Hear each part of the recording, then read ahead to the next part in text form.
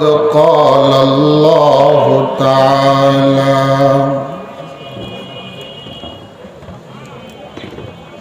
أعوذ بالله من الشيطان الرجيم. بسم الله الرحمن الرحيم.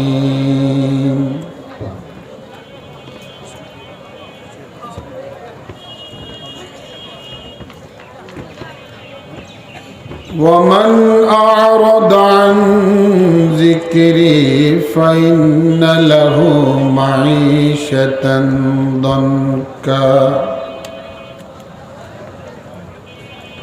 ونحشره يوم القيامة أعمى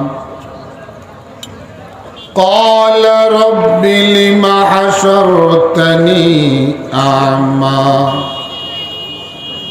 وقد كنت بصيرا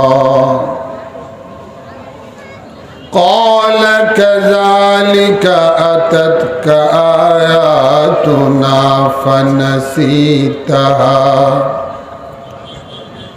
وكذلك اليوم تنسى. وقال تعالى: أفحكم الجاهلية يبغون ومن أحسن من الله حكما لقوم يوقنون. وقال نبينا وإمامنا وقدوتنا صلى الله عليه وسلم: سيأتي على الناس زمان يخير الرجل بين العجز والفتور يخير الرجل بين العجز والفجور فمن أدرك ذلك الزمان فليختر العجز على الفجور. آمنت بالله صدق الله مولانا العظيم وصدق رسوله النبي الكريم ونحن على ذلك لمن الشاهدين والشاكرين والحمد لله رب العالمين. اللهم صل على محمد وعلى آل محمد كما صليت على إبراهيم وعلى آل إبراهيم إنك حميد مجيد. اللهم بارك على محمد وعلى آل محمد كما باركت على إبراهيم وعلى آل إبراهيم إنك حميد مجيد.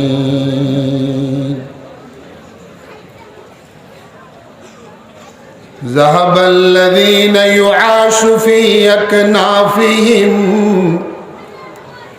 وبقيت في خلف كجلد الأجربي وبقيت في خلف كجلد الأجربي ليس البلية في أيامنا عجبا بل السلامة فيها أعجب العجب ليس الجمال بأثواب تزينها إن الجمال جمال العلم والأدب ليس اليتيم الذي قد مات والده إن اليتيم يتيم العقل والحسب إن اليتيم يتيم العقل والحسب জামে ইসলামিয়া রিয়াজুল জান্নার 21তম বার্ষিক ওয়াজ মাহফিলের সম্মানিত সভাপতি হযরত উলামায়ে কেরাম, আমন্ত্রিত মেহমানানে এজাম, শ্রদ্ধার পাত্র এলাকার গণ্যমান্য ব্যক্তিবর্গ ও মুরব্বিয়ানে কেরাম, আগত সমবেত সর্বস্তরের ধর্মপ্রাণ শান্তিকামী বেরাদারান ইসলাম, মাইকের আওয়াজ যতদূর পর্যন্ত যায় ততদূর পর্যন্ত বিভিন্ন ভাষায় বাড়িতে পর্দার আড়ালে অবস্থানকারিণী সম্মানিতা মা ও বোনেরা, প্রথমেই মহান পরওয়ারদিগারে আলম মহামহিম প্রতিপালক আল্লাহ জাল্লা জালালুহু ওয়া আম্মা নওয়ালুহুর শাহী দরবারে লাখো কোটি শুকরিয়া আদায় করছি, যিনি মেহেরবানি করে, দয়া করে, মায়া করে, করুণা, অনুগ্রহ আর অনুকম্পা প্রদর্শন করে আমাদেরকে এই বরকতময় মাহফিলে অংশগ্রহণ করার জন্য তৌফিক প্রদান করেছেন। আমরা এর জন্য মৌলায়ে করিম রব্বুল আলামিন, রব্বে করিম, রব্বে আরশে আজিমের শাহী বারগাহে কালিমাতুশ শুকুর পড়ে নেই। সবাই পড়ুন, বলুন আলহামদুলিল্লাহ।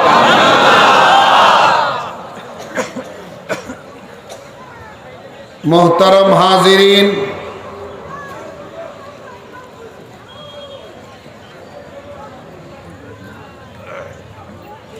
ইসলামী শরীয়তের সাথে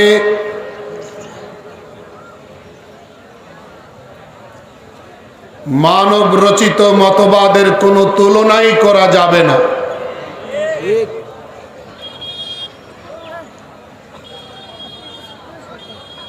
মানুষের মন গড়া কথা, মানুষের মন গড়া যুক্তি, মানুষের মতাদর্শ, মানব রচিত মতবাদ আর ইসলামী শরীয়তের মধ্যে ওই পার্থক্য যেই পার্থক্য স্রষ্টার সৃষ্টির মধ্যে।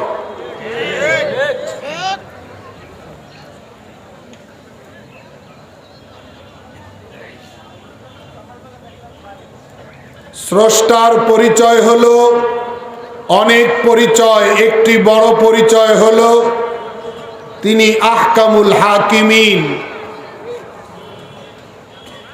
অর্থাৎ বিচারকদের মধ্যে শ্রেষ্ঠতম বিচারক আল্লাহ, শাসকদের মধ্যে শ্রেষ্ঠতম শাসক, সবচেয়ে বড় শাসক আল্লাহ। আল্লাহ কোরআনে কারীমের সূরা ৩-এর শেষে প্রশ্ন দিয়েছেন, প্রশ্ন করেছেন, আলাইসাল্লাহু বিআহকামিল হাকিমিন, আমি আল্লাহ কি শ্রেষ্ঠতম বিচারক নই?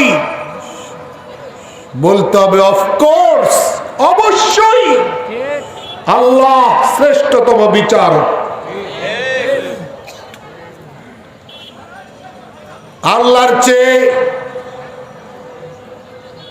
শ্রেষ্ঠতম বিচারক, ইনসাফওয়ালা বড় বিচারক পৃথিবীতে আর কেউ হতে পারে না।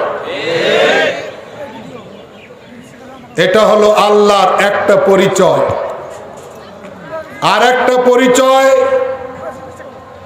আল্লাহ আরহামুর রাহিমিন, সমস্ত দয়াবানদের মধ্যে আল্লাহ সবচেয়ে বড় দয়াবান।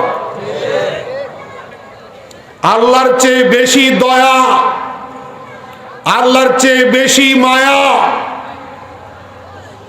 পৃথিবীতে আর কারো বলেন? যদি কেউ দাবি করে আমি আল্লাহর চেয়ে বেশি বড় দয়ালু, সে মিথ্যুক। কোনদিন এই রকম দাবি সত্য হতে পারে না। তাহলে যেহেতু আল্লাহর একটা পরিচয় তিনি আহকামুল হাকিমিন, যেহেতু আল্লাহর একটা পরিচয় তিনি আরহামুর রাহিমিন, সেহেতু আল্লাহ প্রদত্ত বিধানের সাথে মানব রচিত মতাদর্শের তুলনা করা মূর্খতা আর অজ্ঞতা ছাড়া আর কিছু হতে পারে না।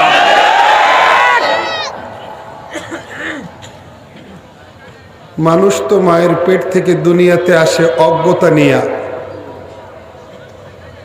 বোধ শক্তি উদয় হতে সময় লাগে। কথা ঠিক না বেঠিক?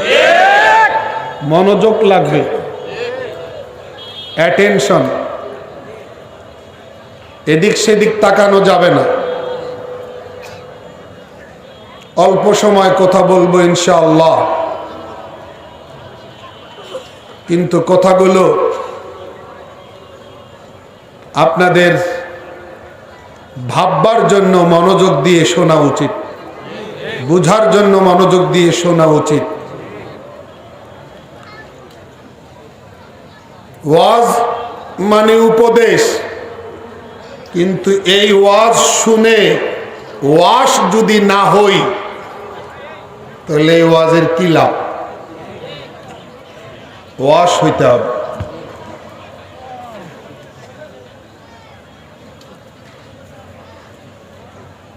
जिस खेत से दहका को मुयस्सर न हो रूजी, जिस खेत से दहका को मुयस्सर न हो रूजी, उस खेत का हर खोशे गंदुम को जला दो। डॉक्टर इकबाल, যে জমি দিয়ে আমার কোনো লাভ নাই, কোনো ফসল হয় না, কোনো গাছ হয় না, সেখানে বাড়িও করা যায় না, এই জমি থেকে কোনো খাদ্য উৎপন্ন হয় না, এই জমি রেখে লাভ কি?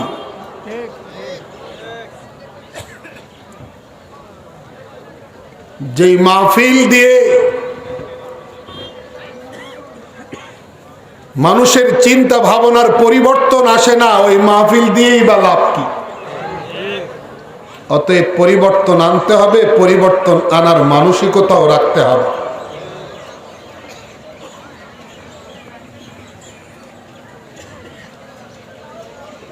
মানুষ তো দুর্বলতার অজ্ঞতা নিয়ে দুনিয়াতে আসে।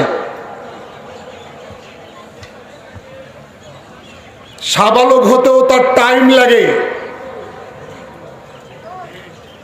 আবার যতদিন দুনিয়াতে থাকবে ততদিন তাকে যেই চোখ, কান, নাসিকা, জিহ্বা, ত্বক, 5টা গুরুত্বপূর্ণ অঙ্গ দেয়া হয়েছে, এগুলি এই দুনিয়াতে চলাফেরার জন্য তার অনেক জরুরি অঙ্গ, কিন্তু এগুলির উপর নির্ভরশীল হওয়ার কোনো সুযোগ নাই। কারণ চোখও দেখতে কখনো ভুল করে, কানও শুনতে কখনো ভুল করে, নাকও কখনো ভুল করে, ত্বকও কখনো ভুল করে। কথা ঠিক না বেঠিক? জিহ্বা এটাও স্বাদ নিতে কখনো ভুল করে।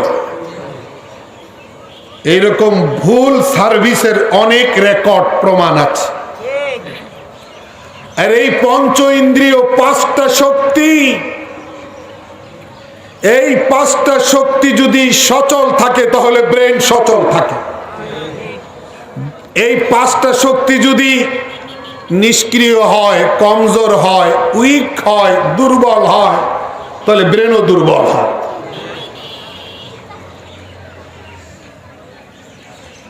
সুতরাং এই পাঁচ শক্তির উপরে নির্ভরশীল হওয়ার কোনো সুযোগ নাই, ব্রেনের উপরে নির্ভরশীল হওয়ার কোনো সুযোগ নাই।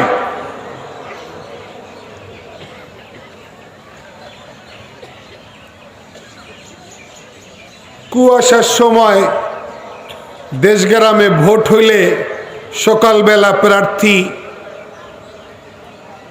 গাছকে ভোটার মনে করে কয় আসসালামু আলাইকুম। এটা হইল চোখের পাওয়ারের অবস্থা। কুয়াশা ভেদ কইরা সামনেরটা কি মানুষ না গাছ, এটা চোখ বুঝার ক্ষমতা নেই, চোখের বুঝার ক্ষমতা। তাহলে চোখের পাওয়ার কি খুব বেশি?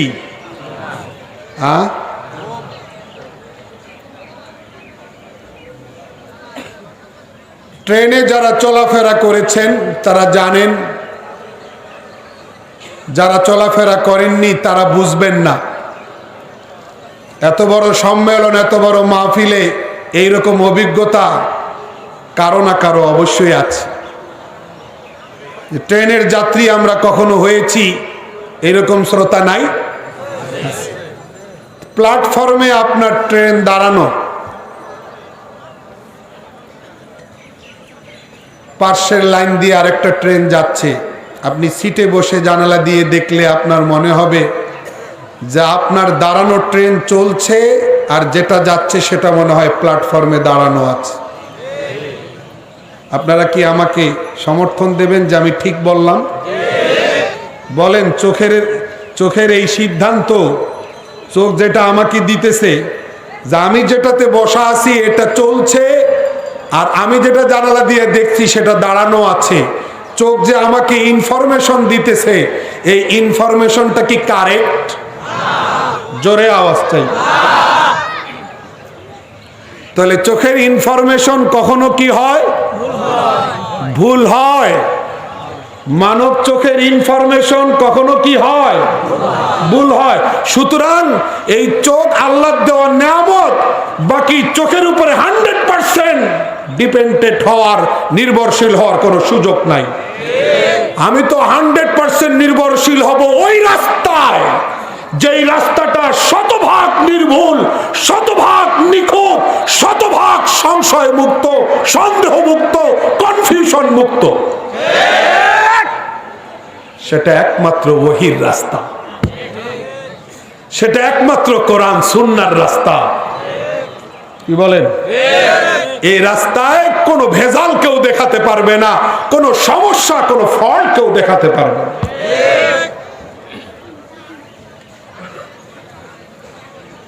আর কানের হিসাব, মানুষ যে কত জায়গায় শুনতে ভুল শুনে, আর এই ভুল কথা আর এক জায়গায় বলার পরে কত সংঘাত সংঘর্ষ যে লাগে, এটার কোনো হিসাব নেই। কি ভাই, কান ভুল শুনে না? ঔষধের দোকানে গিয়ে চাইলাম একটা ঔষধ, ফার্মাসিস্ট দিলেন আর একটা। কি ভাই চাইলাম এটা? ও সরি, আমি ভাবছি আপনি এইটা চাইছেন। আমারে ডাক্তার যে ঔষধ খেতে বলছে আমি তো ওইটাই চাইছি, উনি আরেকটা দিলেন কেন? এমন নয় যে ওই ঔষধটা তার কাছে নাই, ওই গ্রুপের আরেকটা ঔষধ দিয়েছেন তিনি অন্য কোম্পানির, এমন না। কোন গ্রুপেরও মিল নাই, এইরকম একটা ঔষধ ফার্মাসিস্ট দিয়েছেন যেটা আমি চাইনি। বলার পরে বলেন যে ভাই আমি তো এইরকম শুনছি। তাহলে মানুষ তো শুনতে ভুল করে।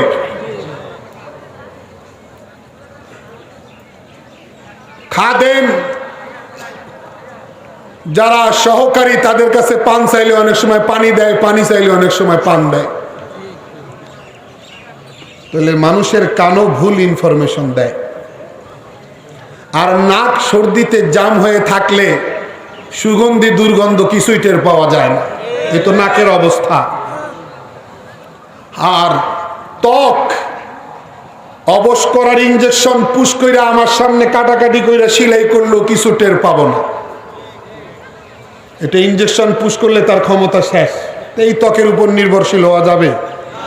হ্যাঁ। আর জন্ডিস আর টাইফয়েড হলে হোটেল শেরাটনের বাবুর্চি দিয়া রান্না করে খাবার দিলেও বমি আসে। কি কথা বলেন না কেন? অত্যন্ত সুস্বাদু খাবার, কিন্তু রোগী হওয়ার কারণে বলতেছি তিতা লাগে। কথা বলেন? খাবার তো আমার মিঠা, খাবার তো আমার সুস্বাদু, কিন্তু মানুষ কেন রোগী হওয়ার, রোগাক্রান্ত হওয়ার পরে বলে তিতা লাগে? তাহলে তিতার যে ইনফরমেশনটা আসতেছে জিহ্বা থেকে, এটাও রং। তাহলে এই 5 শক্তি আল্লাহর দেওয়া নেয়ামত বটে, কিন্তু মাঝে মধ্যে মিসগাইড করে আপনাকে আমাকে। মাঝে মধ্যে এটার ইনফরমেশন এগুলো রং হয়। এই 5টার ইনফরমেশন যদি রং হয়, তাহলে ব্রেনের ইনফরমেশনও কখনো কখনো রং হবে। কথা বুঝেন নেই?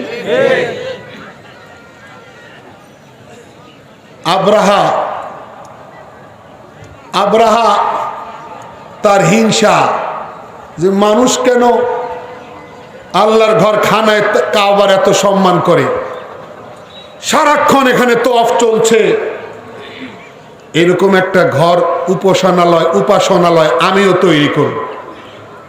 বানাইল, ক্ষমতা আছে, সিদ্ধান্ত নিল, বানাইল। স্থানীয়দের অধীনস্থ প্রজাদেরকে অর্ডার করলো, এটার কে বা কারা ভিতরে ঢুকে পায়খানা করে দিস। এখন কে তোমার উপাসনালয় নাপাক করলো, তুমি তারে খুঁজে বের করো, তুমি তাকে কি শাস্তি দিবা দাও। কিন্তু আসল অপরাধীকে শনাক্ত করার কোনো চিন্তা তার নাই। তার হিংসার আগুন আরো বেশি বাড়লো, না আমি ওই ঘরটার প্রত্যেকটা ইট খুলে ফেলবো। এত সোজা? ক্ষমতা থাকলেই কাবা ঘরের ইট খুলে ফেলা সম্ভব? আব্রাহা বিশাল হস্তি বাহিনী নিয়ে আসছে, কাবা ঘরকে নিশ্চিহ্ন করবার প্ল্যান পরিকল্পনা নিয়ে আব্রাহা আসছে, কিন্তু কাবা ঘর পর্যন্ত পৌঁছতে পারে নাই। আবাবিল আল্লাহর পক্ষ থেকে এসে তাদেরকে চুরমার, তাদের প্ল্যানকে নস্যাৎ করে দিয়েছে।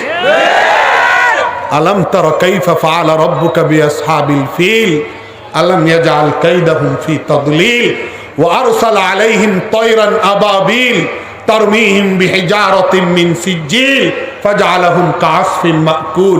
সূরাতুল ফিল এই ওয়াকিয়া, এই ঘটনা আল্লাহ পাক নাযিল করেছেন। বলেন, যার ব্রেন এতটুকু ইনফরমেশন তাকে দেয় না যে পৃথিবীতে কাবা ঘর ধ্বংস করার ইচ্ছা করলে পৃথিবী ধ্বংস হয়ে যাবে, কাবা ঘরকে কোনোদিন ধ্বংস করা যাবে না, আমি যত বড় শক্তিশালী হই না কেন এই ঘরকে ধ্বংস করা যাবে না, এতটুকু বুঝ যার ব্রেনে আসে না, তার ব্রেন নয়, তার চিন্তা মানুষের চিন্তা নয়, তাকে পাগলা গারদে ভর্তি করাই বুদ্ধিমানের কাজ।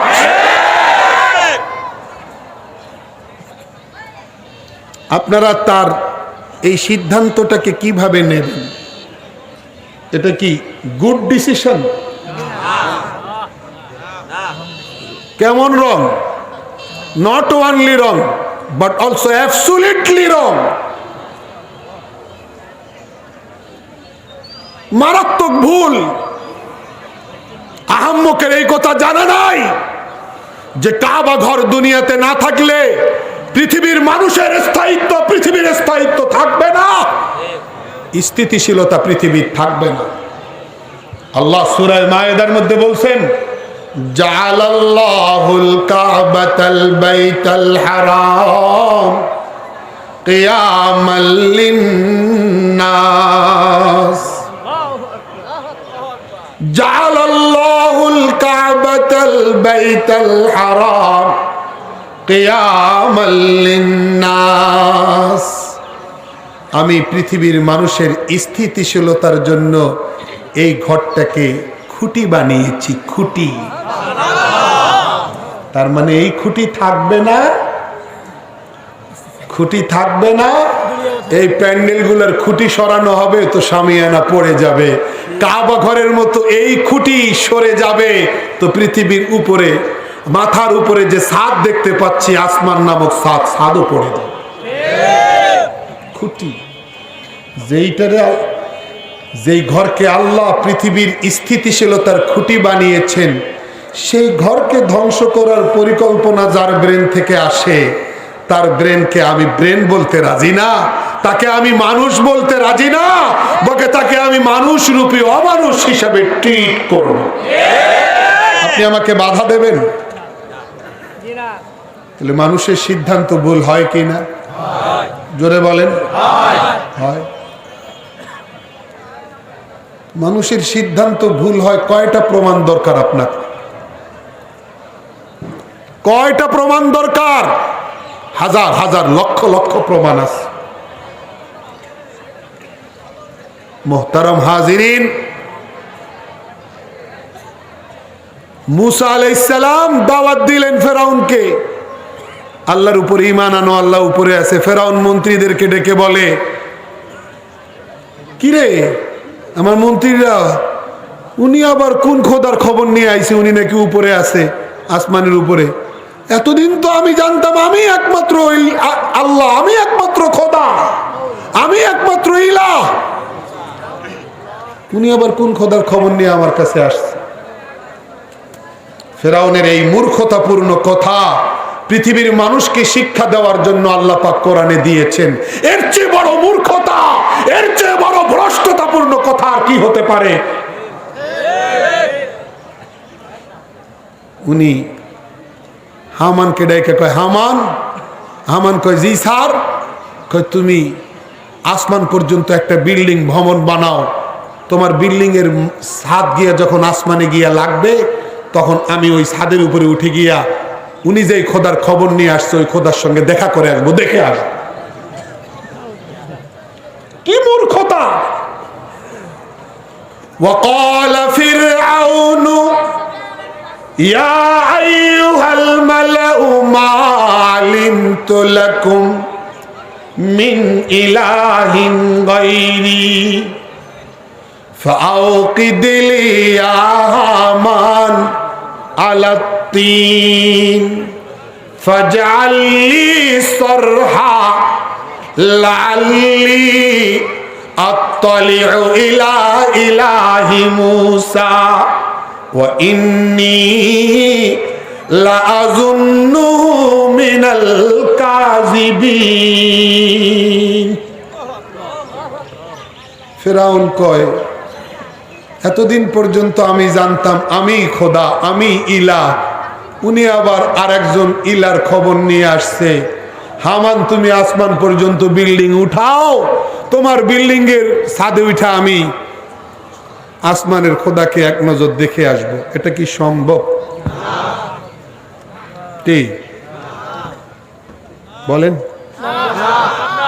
এই মডার্ন যুগে পৃথিবীতে কত দক্ষ দক্ষ ইঞ্জিনিয়ার আছে, পৃথিবীর কোন ইঞ্জিনিয়ার বোর্ড মিটিং এ বসলো না আসমান পর্যন্ত বিল্ডিং বানাবার। কি বলেন? পৃথিবীর এত দক্ষ দক্ষ নামি দামি ইঞ্জিনিয়াররা কেউ কোনোদিন পরামর্শে মিলিত হলো না যে আসমান পর্যন্ত বিল্ডিং ঠেকাবো, পৃথিবীতে ইতিহাস রচনা করব, রেকর্ড করব। এটা এই প্রয়োজনীয়তাও কেউ অনুভব করলো না, কারণ তারা জানে এটা সম্ভব না। এটা সম্ভব না। তো যেটা দুনিয়ার সব ইঞ্জিনিয়াররাই জানে সম্ভব না, এটা ফেরাউনের মতো একজন রাজার মাথায় কেমনে আসলো আসমান পর্যন্ত বিল্ডিং বানাইব? কোরআন বলতেছে। আচ্ছা, উনি নয় ভুল বলছে, হামান কেন বলল না মন্ত্রী হইয়া যে স্যার আমি এটা পারবো না? Not only question but also very important question. তার তো বলা উচিত, নিজস্ব বিবেককে কারো কাছে ইজারা দেওয়া তো উচিত না। তার তো বলার দরকার ছিল স্যার পারবো না। কথা ঠিক না বে ঠিক? আমি ভুল বলছি? উনি বানান শুরু করে দিলেন এবং 50,000 রাজমিস্ত্রি লাগাই দিলেন। সকাল সন্ধ্যা ডে নাইট কাজ চলছে। কিছু দূর যাওয়ার পরে জিবরাইল আলাইহিস সালাম এসে হাত লাগাইছে, 3 টুকরো হয়ে মাটিতে পড়ে গেছে।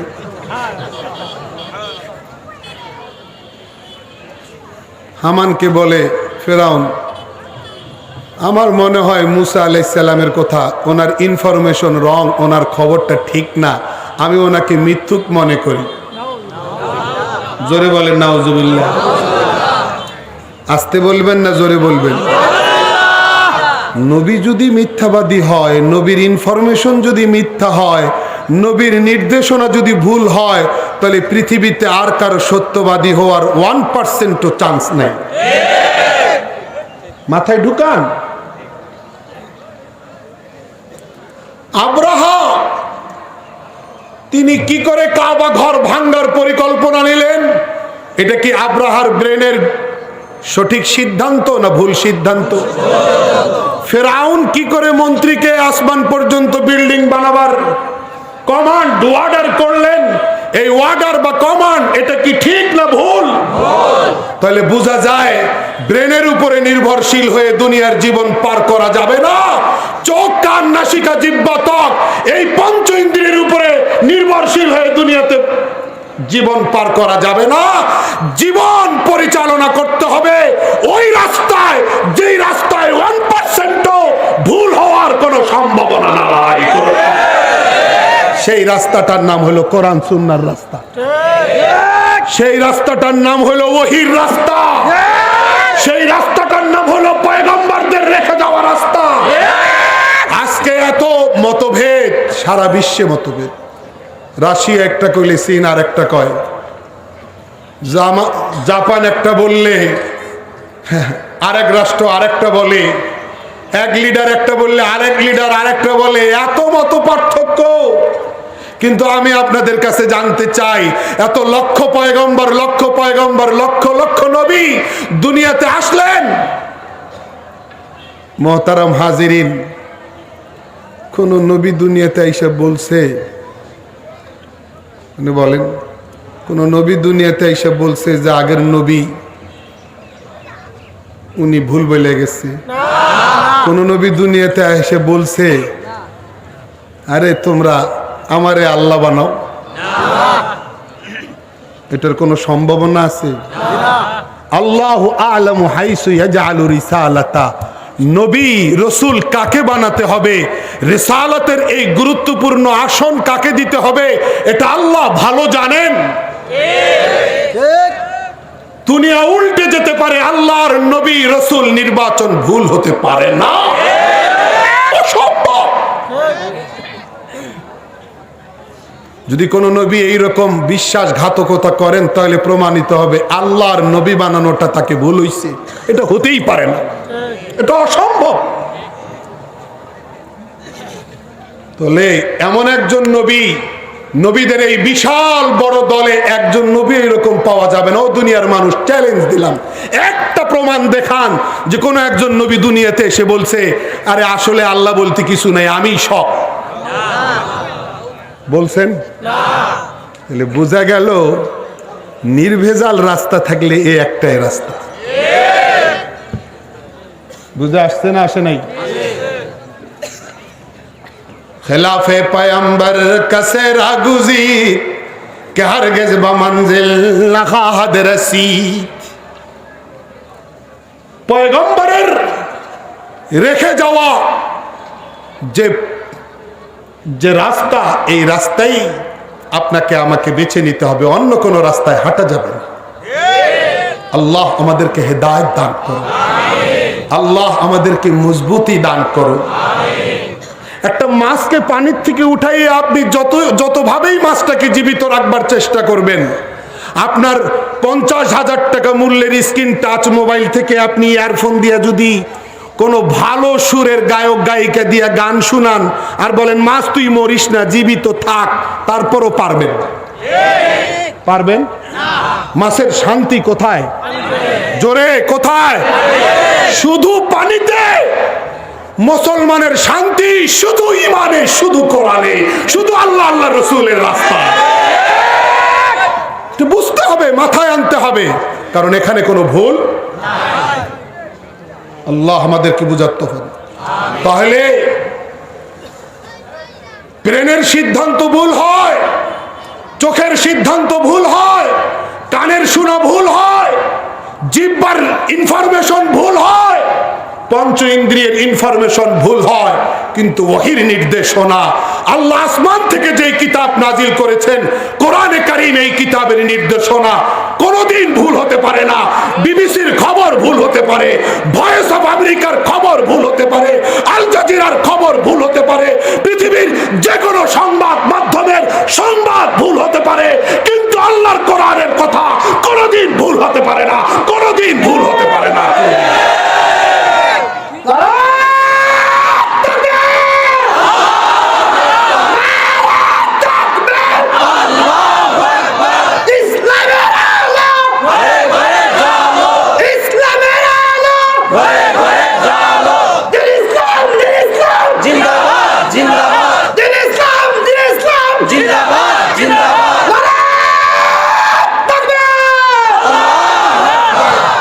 মানুষ বই লেখে আর বলে কোনো পাঠকের কোনো ভুল নজরে পড়লে আমাকে অবগত করলে আমি কৃতজ্ঞ হব এবং পরবর্তী সংস্করণে শুধরে নেব ইনশাআল্লাহ।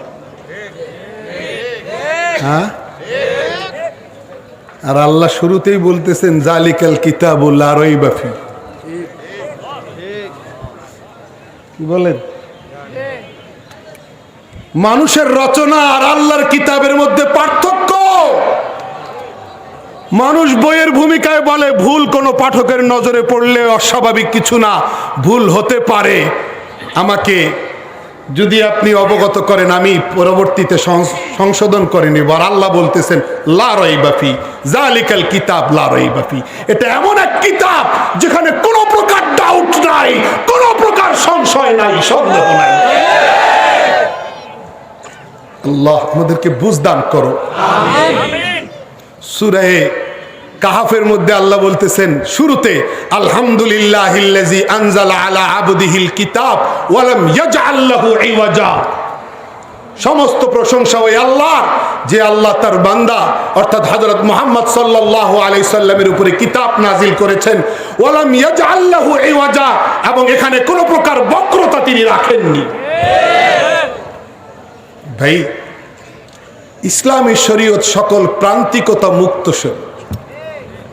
ইসলামী শরীয়ত সন্দেহ মুক্ত, সংশয় মুক্ত। সুতরাং আপনি আমি মানতে বাধ্য যদি মুসলমান হয়ে থাকে। হ্যাঁ, no question, no objection, no complain, কোনো অভিযোগ আনা যাবে না, কায়ে মনোবাক্যে মানতে হবে। কারণ এখানে 1% ভুল হওয়ার সম্ভাবনা নাই। জোরে বলেন। আজকের দুনিয়াতে মানুষ বলে আরে ভাই হুজুররা খালি আপনারা কোরআন হাদিসের ওয়াজ করেন, এটা মানা করেন, ওইটা মানা করেন, আরে এটারে হালাল ফতুয়া দেন, ওইটারে হারাম ফতুয়া দেন। রাখেন, পৃথিবীটা কোথায় গেছে আপনাদের খবর আছে? পৃথিবীটা অনেক উন্নত এখন, একটু হালাল হারাম ফতুয়া দিতে হুশ করে দিয়েন। আপনারা কোথায় কথা বলেন এটা পরিধান করা যাবে না, এটা কাজ। বুঝলাম, অনেক উন্নত। কি উন্নতি করছেন আপনি? কি উন্নতি করছেন? আগে কম দামি কাগজে লিখতাম, এখন ভালো কাগজে লেখি, এই তো। আগে কালি ছিল নরমাল, এখন লেখার কালি অনেক উন্নত, এই তো। আগে কলমটা ছিল কম দামি কাঠ পেন্সিল দিয়ে লিখতাম, এখন অনেক দামি কলম দিয়ে লিখি, এই তো। ভাই, কালি ভালো, কাগজ ভালো, কলম ভালো, লেখকও পিএইচডি করে আসছে লন্ডন থেকে। তাহলে কালি ভালো, কালি উন্নত, কাগজ উন্নত, কলম উন্নত, আর যিনি লিখতেছেন তিনি পিএইচডি ডিগ্রি হোল্ডার, বাইরে থেকে ডিগ্রি করে আসছেন। চারটাই উন্নত, চারটে উপাদান উন্নত, কাগজ, কলম, কালি, লেখক। কিন্তু যেটা লিখতেছেন সেটা মিথ্যা, সেটা ভুয়া। একজনের জমি আরেকজনের নামে লিখে দিচ্ছেন। তাহলে এখানে কাগজ দামি, কলম দামি, লেখক অনেক উচ্চ শিক্ষিত, কালি দামি, এত দামি উপাদানের সমাবেশের আমার কোনো দরকার নাই, কারণ দলিলটা ভুয়া, দলিলটা মিথ্যা। বিপরীতে কালি নিম্নমানের, কলম নিম্নমানের, কাগজ নিম্নমানের, আর লেখক বেচারা ক্লাস 5 পাস, কিন্তু লেখাটা সত্য, এটা ডিমান্ড আছে, এটা দাম আছে। ভুল বলতেছি না ভাই? খারাপ লাগতেছে আমার কথা? হাজার উন্নতি, আপনার হাজার উন্নতিকে যদি মিথ্যা ঘিরে ফেলে, এই উন্নতির দাম নাই। আমার উন্নতি নাই, কিন্তু আমি সততার উপরে জীবন পার করতেছি, এই জীবনের দাম আছে। দুনিয়াতে না থাকলেও আমার আল্লাহর কাছে আছে। আল্লাহ বুঝদান করো। আত্মীয়র বাড়িতে গিয়ে মাথায় হাত দিছে একজন, কি আপনার এত আলিশান বাড়ি, 9টা রুম, প্রত্যেকটা কামরায় আপনার এসি, আপনার এত টাকা? সব আল্লাহর মেহেরবানি। বাড়িওয়ালা কইতেছে প্রত্যেকটা রুমে এসি, মানুষ 1টা 2টা রুমে এসি লাগে, আপনার সব ঘরে এসি। ইনকোয়ারি করে দেখা গেল বিদ্যুতের লাইনটাই অবৈধ। কথা বলেন? আরে ভাই আমি ভুল বলতেছি কি না? তো এই টাকার কোনো দাম নাই যেখানে লাইনটাই আমার অবৈধ। আমাকে সোজা রাস্তায় হাঁটতে হবে। আল্লাহ আমাদেরকে বুঝ দান করো। মোহতারাম হাজিরিন, ইসলামী শরীয়তের সাথে মানব রচিত মতাদর্শের কম্পেয়ার, তুলনা করা, এটা মূর্খতা, এটা ভ্রষ্টতা। ওই দিকে আমরা হাঁটবো না। আমরা যেই লাইন নিরাপদ, যেই লাইন নিখুঁত, যেই লাইন নির্ভেজাল, ত্রুটি মুক্ত, ওই লাইনে আমরা মাথা নত করব। আল্লাহ আমাদেরকে ইস্তেকামত দান করুন, দৃঢ়তা দান করুন।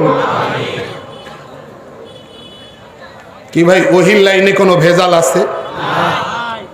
ভেজাল নাই বলে আল্লাহ বলতেছেন, ওয়ামান আ'রাদা আন যিকরি ফাইন্না লাহু মাঈশাতান দানকা ওয়া নাহশুরুহু ইয়াওমাল কিয়ামাতি আ'মা ক্বালা রাব্বি লিমা হাশারতানি আ'মা ওয়া ক্বাদ কুনতু বাসীরা قال كذلك أتتك آياتنا فنسيتها وكذلك اليوم تنسى।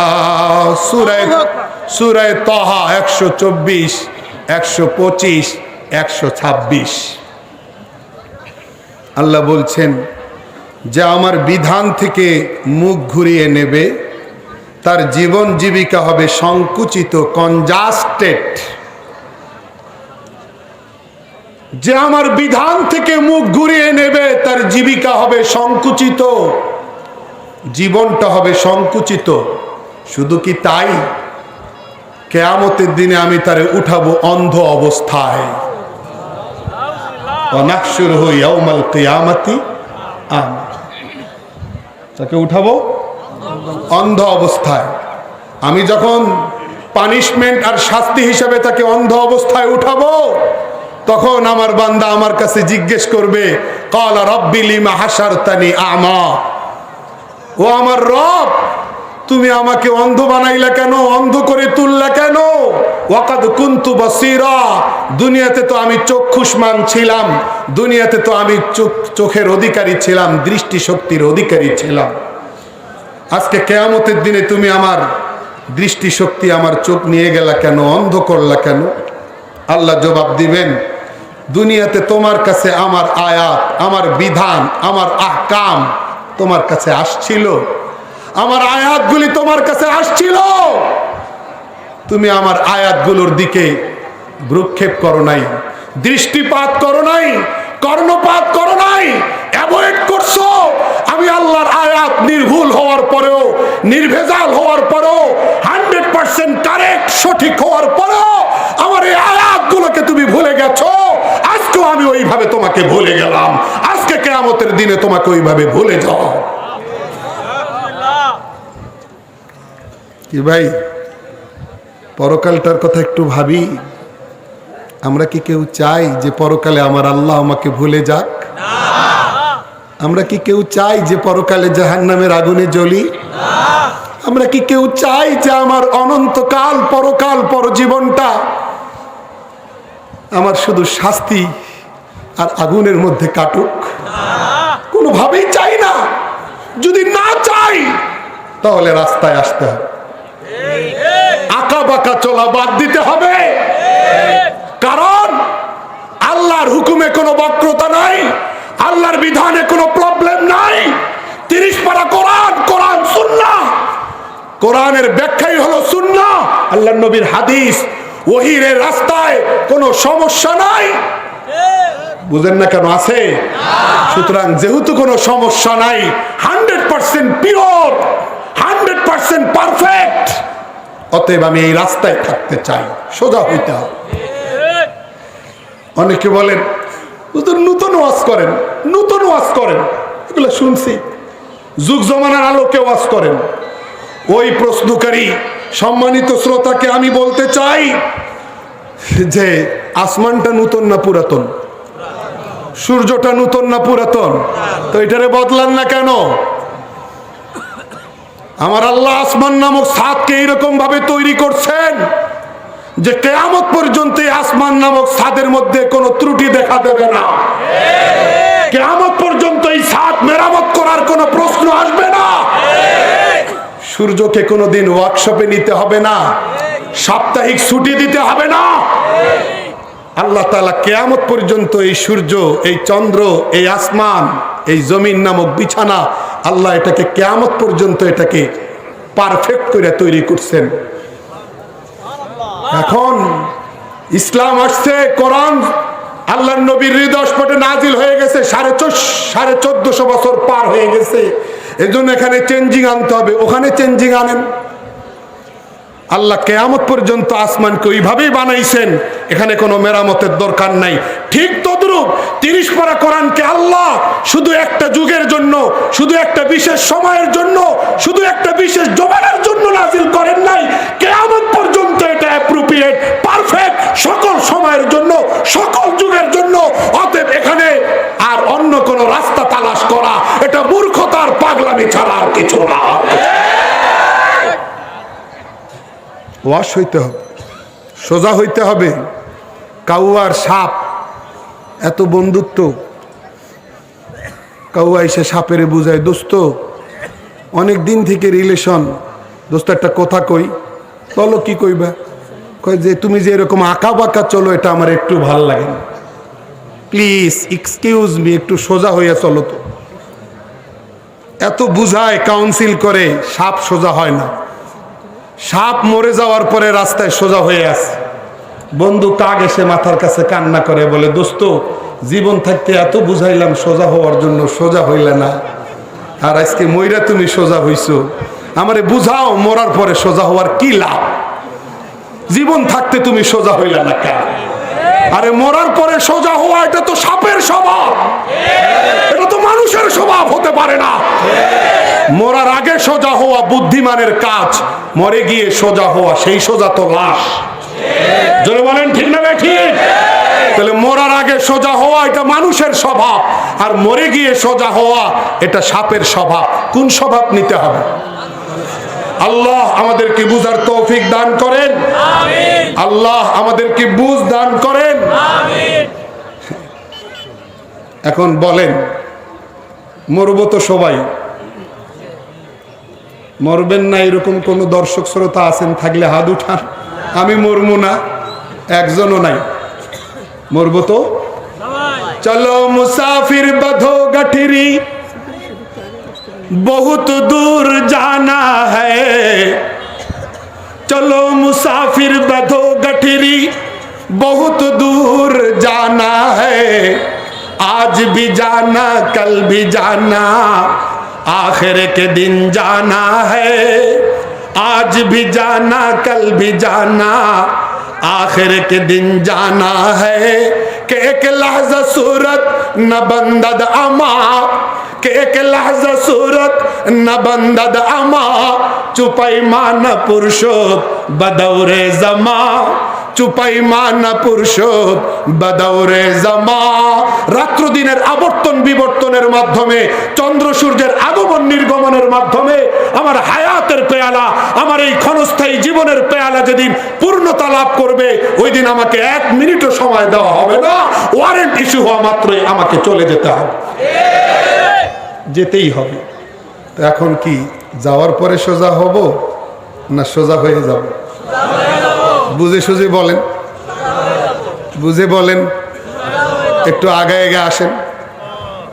অনেক মানুষ দাঁড়ানো আছেন, বসার স্পেস পাচ্ছেন না, তাদেরকে স্পেস দেওয়া। শীত, শীতের মৌসুম, একবারে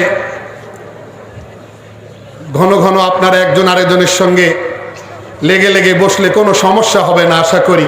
যারা দাঁড়িয়ে আছেন তাদেরকে বসবার সুযোগ করে দেন। বিশাল মাজমা, বিশাল বড় সম্মেলন, অসংখ্য মানুষ দাঁড়িয়ে আছেন, বসার সুযোগ পাচ্ছেন না, তাদেরকে জায়গা করে দেই। আওয়াজ নাই।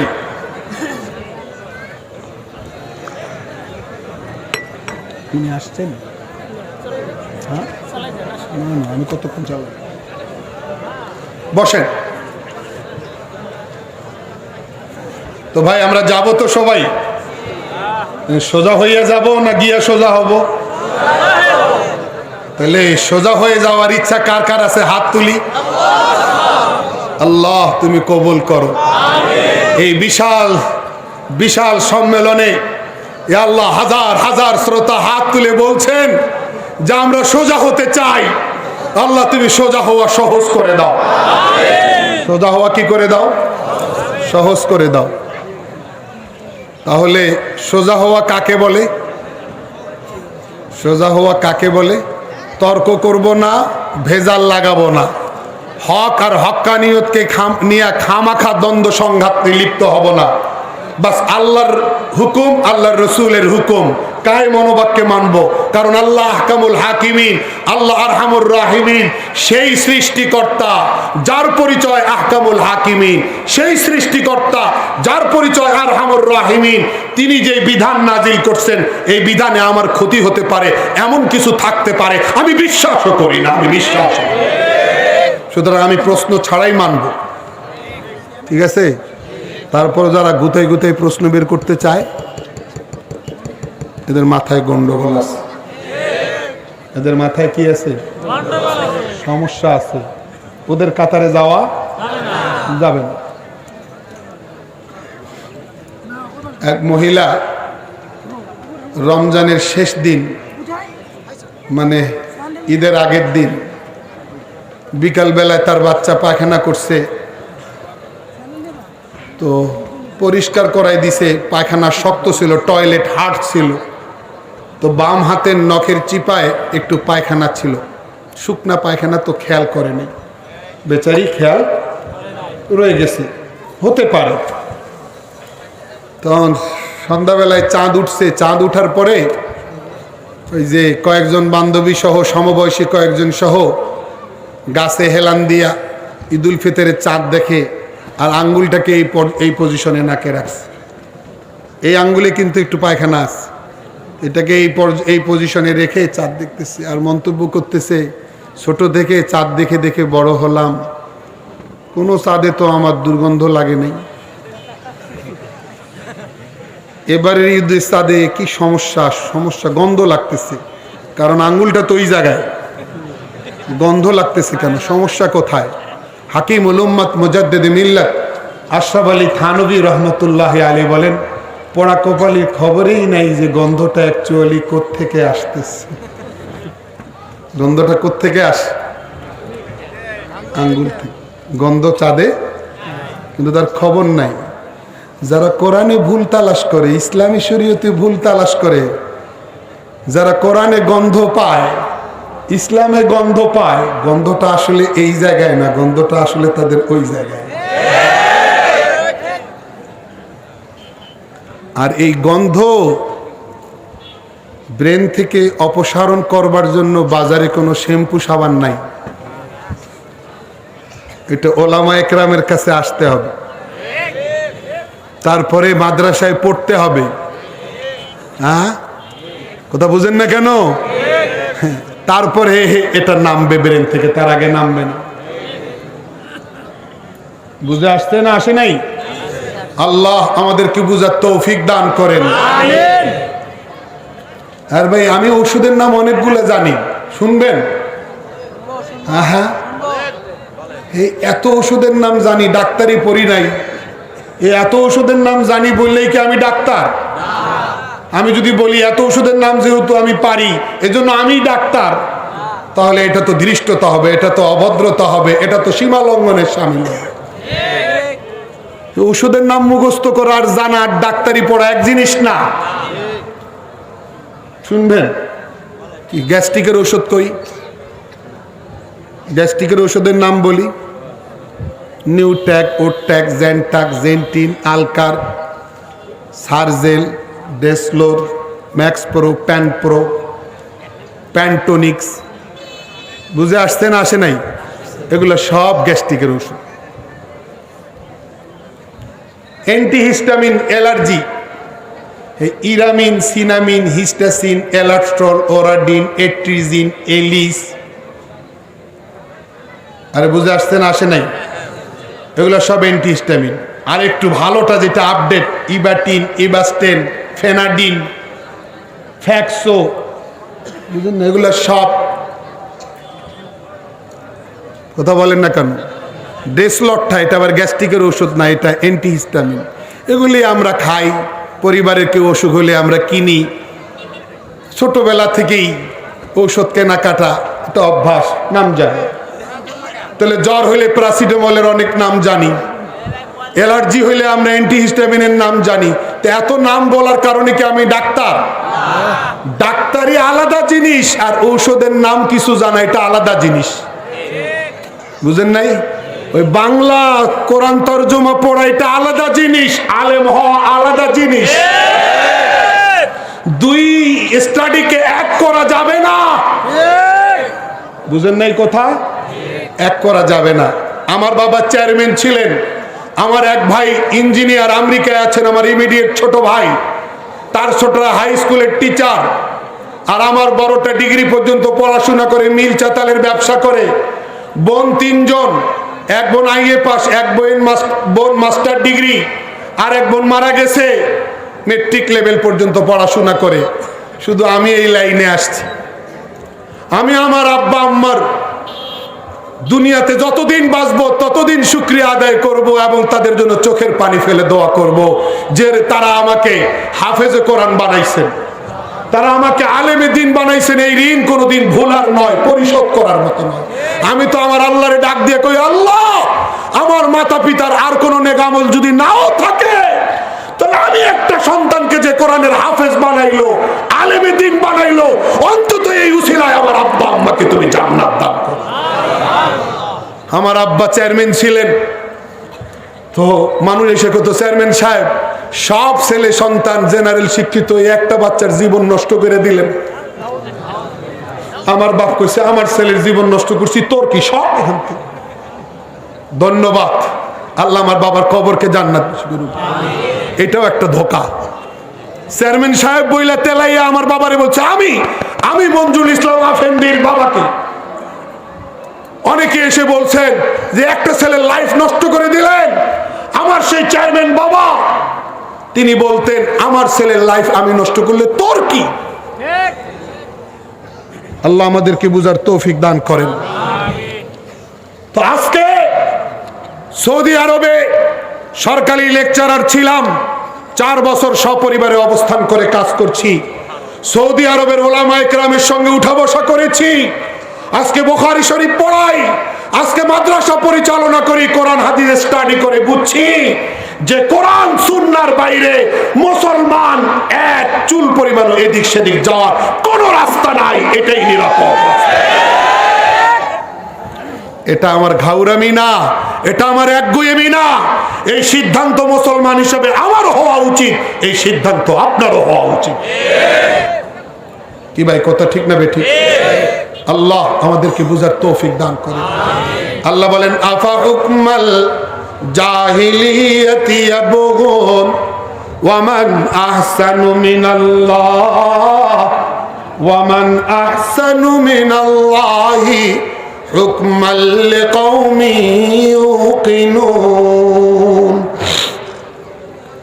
আল্লাহ বলেন তারা কি জাহিলিয়ত আমলের রাস্তা তারা চায়? তারা কি জাহিলিয়ত যুগের রাস্তা চায়? আল্লাহ বলেন যে বিশ্বাসী সম্প্রদায়ের জন্য আমি আল্লাহর চেয়ে শ্রেষ্ঠতম বিচারক আর কে আছে? আমার চেয়ে, আল্লাহ বলেন আমার চেয়ে শ্রেষ্ঠতম বিচারক আর কেউ নাই। যেহেতু স্বীকার করতেছি নাই, সেহেতু আমি এই পথে অবিচল থাকলে অসুবিধা কোথায়? কোনো অসুবিধা আছে? মোহতারাম হাজিরিন, আমরা নামাজে পড়ি ইহদিনাস সিরাতাল মুস্তাকিম সিরাতাল্লাযীনা আন'আমতা আলাইহিম গায়রিল মাগদুবি আলাইহিম ওয়ালাদ-দাল্লিন। আমিন পড়েন না? কোন মুসলমান নামাজি আছে যে এই দোয়াটা পড়েন না? সূরা ফাতিহা নামাজে তেলাওয়াত করা বাধ্যতামূলক না? এক রাকাতে না সব রাকাতে? তো এই সূরা ফাতিহা বাধ্যতামূলক হইলে এই দোয়া বাধ্যতামূলক না? বলেন বাধ্যতামূলক কি না? তো দোয়া কি করি? হে আল্লাহ তুমি আমাকে সহজ সরল রাস্তাটা দেখাও। দোয়া করি না? তো এতটুকু দোয়া করা যথেষ্ট ছিল না? আল্লাহ আরো দোয়াটাকে পরিষ্কার করতেছেন, ক্লিয়ার করতেছেন। সিরাতাল্লাযীনা আন'আমতা আলাইহিম। আল্লাহ ওই রাস্তাটা তোমার কাছে চাই যে রাস্তাটায় তোমার অনুগ্রহ প্রাপ্ত বান্দারা চলেছে। আল্লাহর অনুগ্রহ প্রাপ্ত বান্দা কারা? 1 নম্বর নবীগণ, 2 নম্বর সিদ্দিকগণ, 3 নম্বর শহীদ সোহাদা, 4 নম্বর সালিহিন সৎ কর্মশীল ব্যক্তিবর্গ। এই 4 প্রকার মানুষ আল্লাহর অনুগ্রহ প্রাপ্ত বান্দা। আল্লাহর কাছে বলতেছি আল্লাহ আমরা তোমার এই অনুগ্রহ প্রাপ্ত 4 প্রকার বান্দার মানুষের রাস্তা চাই। তারপরে আরো আসতেছে গায়রিল মাগদুবি আলাইহিম ওয়ালাদ-দাল্লিন। হে আল্লাহ যারা অভিশপ্ত তাদের রাস্তা চাই না, ওয়ালাদ-দাল্লিন যারা পথভ্রষ্ট তাদের রাস্তা চাই না। দোয়া করি কিনা?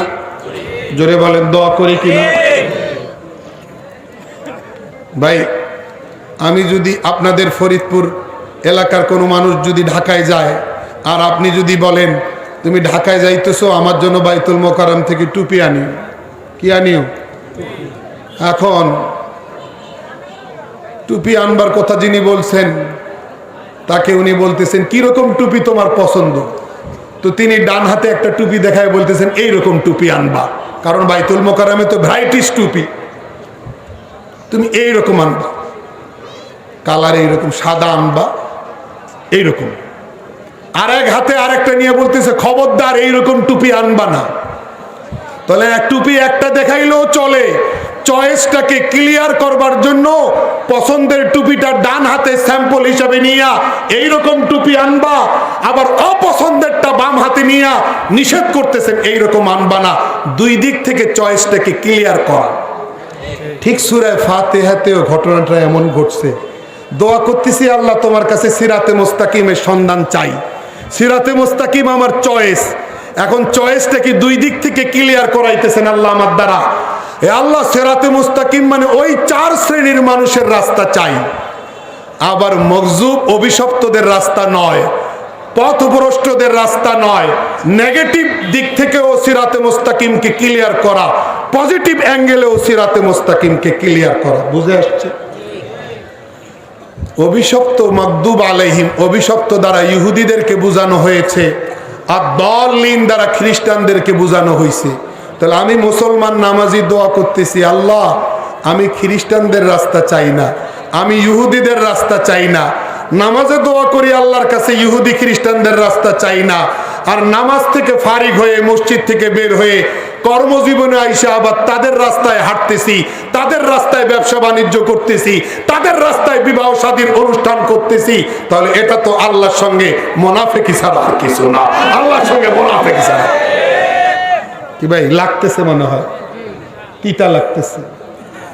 এই জায়গাটাতে অনেক আওয়াজ নাই, এতক্ষণ পর্যন্ত আওয়াজ ছিল, আওয়াজটা থেমে গেল কেন? তিতা লাগতেছে কি ভাই? এটা তো হক কথা। দোয়ার সাথে কাজের মিল থাকতে হবে। দোয়ার সাথে কাজের, দোয়ায় বলতেছি আল্লাহ নবীদের রাস্তায় হাঁটতে চাই, সিদ্দিক শহীদ সালেহিনের রাস্তায় হাঁটতে চাই, ইহুদিদের রাস্তায় হাঁটতে চাই না, খ্রিস্টানদের রাস্তায় হাঁটতে চাই না। আমি নামাজি দাবি করলাম, আরে আমিও তো নামাজি, আমিও তো পাক্কা মুসলমান, কিন্তু দোয়া কইরা নামাজ শেষ কইরা আবার তাদের রাস্তা অনুসরণ করতেছি, তাহলে এটা তো দোয়ার সাথে কাজের মিল হইল না। এইরকম ধর্মজীবন আল্লাহ তাআলা পছন্দ করেন না। আল্লাহ তাআলা ওই ধর্মজীবনটা পছন্দ করেন যেই ধর্মজীবনে আমার দোয়া প্রার্থনার সাথে আমার কর্মের হুবহু মিল থাকবে। ভাই পারবো না ইনশাআল্লাহ? কারা কারা পারবেন হাত দেখান। আল্লাহ আল্লাহ কবুল করুন। মুহতারাম হাজিরিন, হাদিস শরীফে রাসূল আকরাম সাল্লাল্লাহু আলাইহি সাল্লাম ফরমান, ইউখায়্যারুর রাজুলু বাইনাল আজজি ওয়াল ফুজুর। এমন একটা জমানা আসবে যখন একজন মানুষকে বলা হবে যে তুমি গুনাহের রাস্তা গ্রহণ করে জ্ঞানী হইবা, না গুনাহ না করে তুমি বোকা আহাম্মক সাজবা। কিয়ামতের আগে এমন একটা ক্রিটিক্যাল সময় আসবে যখন একজন আরেকজনকে বলবে গুনাহ করলে তুমি জ্ঞানী, গুনাহ না করলে তুমি আহাম্মক, তুমি বোকা, তুমি পাগল। গুনাহ করাটাই হবে জ্ঞানী হওয়ার মাপকাঠি, আর গুনাহ না করাটা হবে বোকা হওয়ার মাপকাঠি। অতএব তুমি কোন রাস্তা নিবা? আল্লাহর নবী বলেন, এই জমানাটা তুমি যদি পাও, যে ব্যক্তি পাবে তাকে আমি ওসিয়ত করে যাই। নবী আলাইহিস সালাম জীবদ্দশাতে ওসিয়ত করে গেছেন হাদিস, এই রকম ক্রিটিক্যাল জমানা যে পাবে তাকে যদি এই রকম দুই রাস্তা দিয়ে বলা হয় কোনটা নিবা, তো আমি তার জন্য ওসিয়ত করে গেলাম সেজন্য আহাম্মক হওয়াটাকেই বেছে নেয়, সেজন্য জ্ঞানী হওয়ার রাস্তাটাকে গ্রহণ না করে। আজকে এরকম একটা জমানা আসছে যা আমি গান শুনি এটা যেন আমার মানে স্মার্ট হওয়ার মাপকাঠি। আমি সারাক্ষণ মোবাইলে খারাপ কিছু দেখি, এটা যেন আমার বুদ্ধিমান হওয়ার মাপকাঠি। আজকে আমার ঘরে বড় টেলিভিশন আছে, বিভিন্ন চ্যানেলে আমি ইসলাম বিরোধী অনুষ্ঠান, নাচ গান দেখি, এটা যেন আমার বড়লোক হওয়ার মাপকাঠি। এটা যেন সামাজিকভাবে গ্রহণযোগ্য পার্সন হওয়ার মাপকাঠি। আর যার ঘরে টিভি নাই, যার ঘরে গান বাজনা নাই, যে গুনাহ করে না, তার জন্য সবাই বলে দরবেশ, তার জন্য সবাই বলে বোকা টাইপের মানুষ। এটা যদি হয় বোকার জ্ঞানী হওয়ার মাপকাঠি, তাহলে হাদিসের আলোকে পাক্কা মুসলমান হিসাবে আপনাকে আমাকে সিদ্ধান্ত নিতে হবে, শরীয়তের উপরে থাকতে গিয়ে, হালাল আর হারামের কোরআনী নির্দেশনার উপরে থাকতে গিয়ে দুনিয়ার কোন মানুষ যদি আমাকে বোকা বানায়, আমি বোকা হইতে রাজি, কোরআন সুন্নাহ ছাড়তে রাজি না। কারা কারা রাজি আছে না?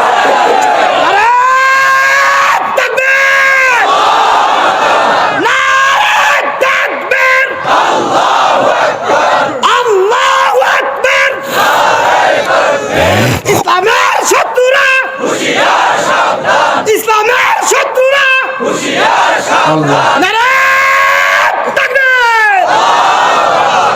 আমার আমাকে বুঝতে হবে যে আমি মুসলমান, আমি কবরমুখী, এক পা উপরে এক পা কবর। আমাকে বিশ্বাস করতে হবে আজ আছি তো কালকে নাই, নিঃশ্বাসের কোনো বিশ্বাস যখন তখন ডাক চলে আসতে পারে। সুতরাং নাচানাচি ঝাপাঝাপির কোনো উল্লাস, 31st নাইট বলতে মুসলমানদের কাছে কিছু নাই।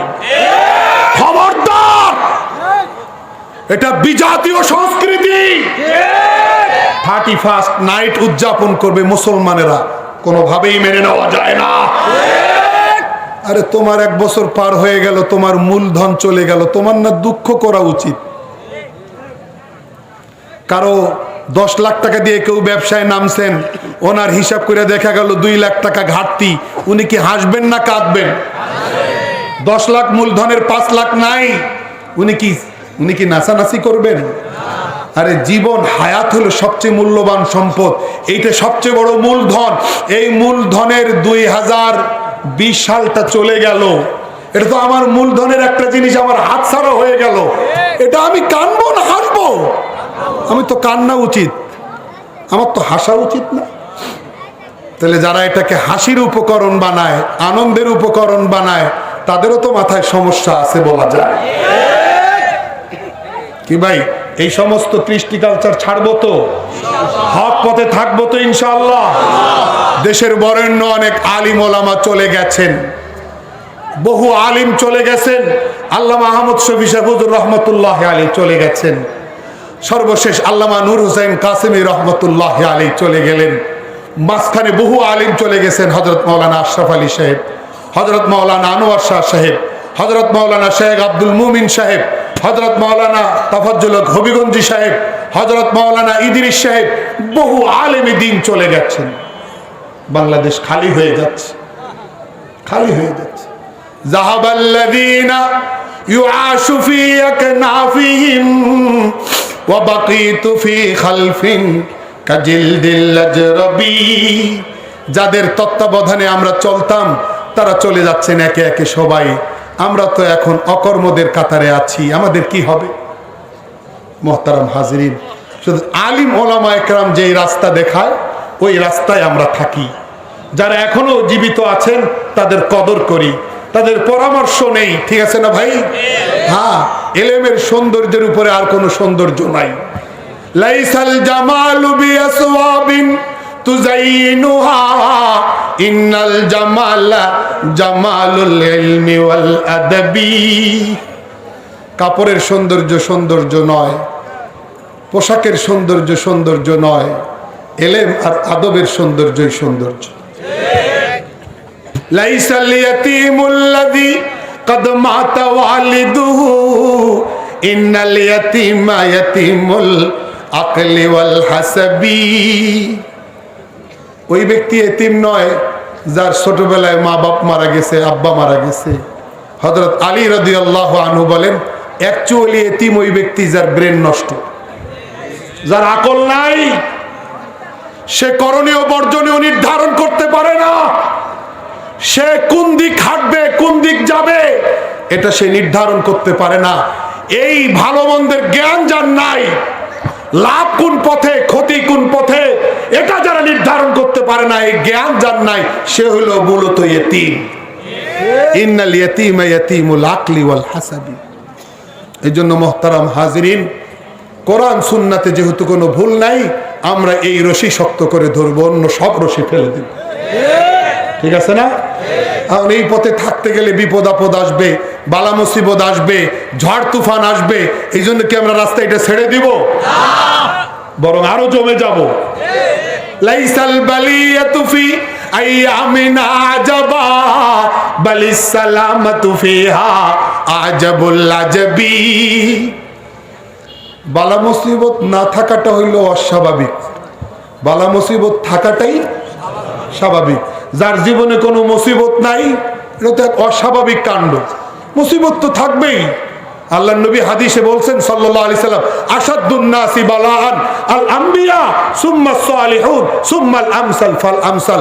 সবচেয়ে বেশি ঈমানি পরীক্ষা বালা মুসিবত নবীদের উপরে আসছে।